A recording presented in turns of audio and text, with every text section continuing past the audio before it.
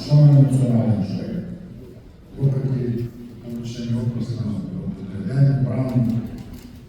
Човек виждате моята емоция е изразена в планата, които съм създал. Това е начин да балансирам себе си в моментите, в които трябва да изразиш емоциите си, да не получиш имплозия, така ще използвам се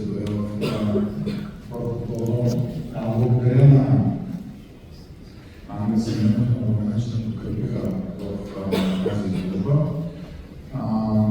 Благодаря много на веждиращото, който моят ментор винаги е бил от мен, на Ники Янакиев, на Васил Славев, великите български майстори, които са ме подкрепили също. Аз много ги обичам, да колекционирам техните произведения.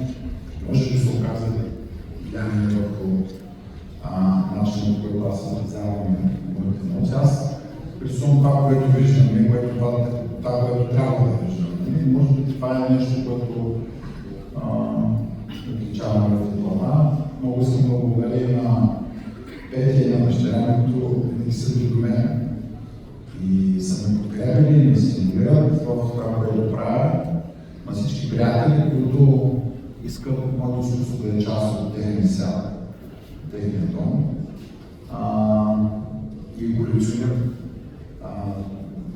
тези картини, защото човек не може да лъже в изкуството. Ти си това, което си в планата, това е искрено, това е нещо, което си изживява в един интимен момент и с платното, с черите, с другите.